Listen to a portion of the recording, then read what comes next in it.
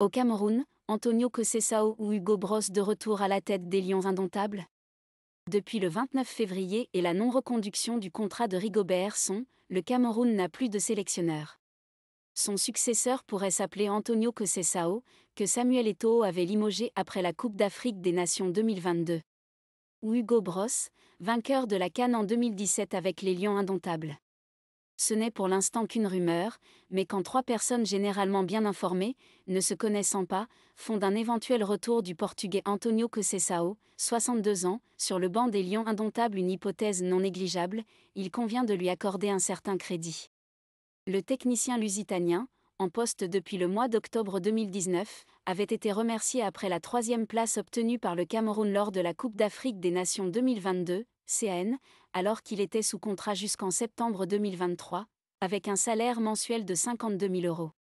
L'ancien entraîneur de l'Estrelada Amadora et de Penafiel, Portugal, passé également par la Roumanie, Chypre et l'Arabie Saoudite, avait été choisi et nommé par Narcisse Mouel Kombi, le ministre des Sports, alors que la présidence de la Fédération camerounaise de football, FECAFOOT, était assurée par Sédou Mbombo Njoya.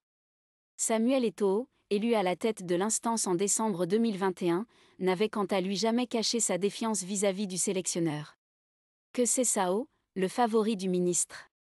Le Portugais, malgré un bilan positif, 15 victoires, 7 nuls et 2 défaites, et le soutien du ministre des Sports, avait été limogé par l'ancien buteur du FC Barcelone.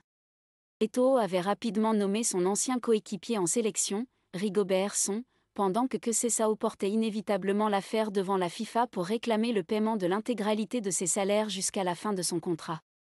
Le 3 novembre dernier, le tribunal arbitral du sport, TAS, avait, en dernier recours, condamné la FECAFOOT à payer 1,6 million d'euros à l'entraîneur au chômage depuis son départ prématuré du Cameroun. Alors, pourquoi l'ancien international portugais, une sélection, reviendrait dans un pays qui lui doit beaucoup d'argent pour travailler avec un président de fédération qui ne l'apprécie pas, et réciproquement, et est réputé pour être plutôt intrusif dans la vie des Lions indomptables? Parce que Conceição était plutôt bien vu des joueurs, qu'il connaît le Cameroun et l'environnement de la sélection, et qu'il a l'appui de Narcisse Mouel Kombi, explique une source proche de la FECAFOOT. Or la nomination du successeur de Rigobert Song répondra à un processus bien précis, avec un appel à candidature, la nomination d'une commission chargée d'étudier les CV et de dégager une short liste de 3 noms, des entretiens individuels et enfin un choix final qui sera effectué par le président Paul Biya. Ce serait également une opportunité de trouver un accord financier avec Conceição, en lui proposant un contrat de 3 ans, avec un salaire à négocier, mais qui serait légèrement supérieur à celui que percevait Somme, environ 39 000 €, tout en y ajoutant la somme que lui doit la FECAFOOT.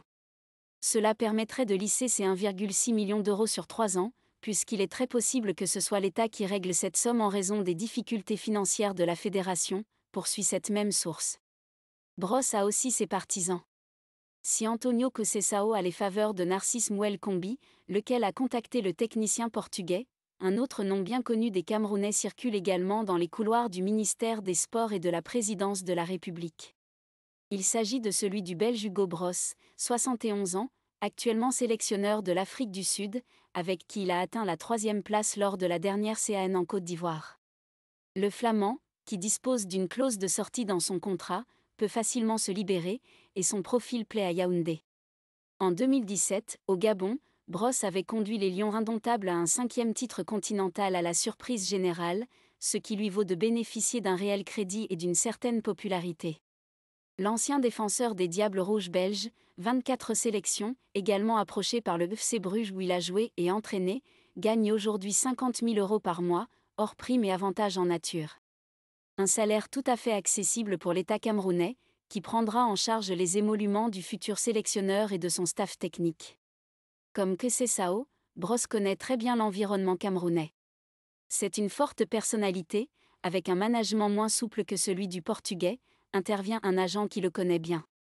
Le Flamand n'est pas du genre à accepter la moindre ingérence dans le domaine sportif, et la cohabitation avec une autre forte tête Samuel Eto'o ne manquerait pas de piment, même si l'État a fait comprendre à ce dernier qu'il devra d'abord s'occuper des affaires de la fédération et moins de celles de la sélection. Eto'o pense à Hervé Renard.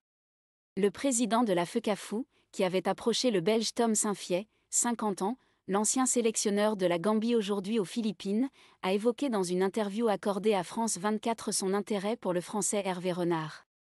Mais l'ancien coach champion d'Afrique avec la Zambie en 2012 et la Côte d'Ivoire en 2015 est cependant lié à la Fédération française de football jusqu'à la fin du mois d'août, et s'apprête à disputer les Jeux olympiques de Paris avec l'équipe de France féminine, 26 juillet au 11 août. Il est également suivi de près par d'autres fédérations, dont l'Égypte, et pourrait trouver un accord de principe avec l'une d'elles avant de prendre ses fonctions le 1er septembre prochain. Pour l'instant, le Français reste très discret sur les discussions qu'il mène avec ses courtisans.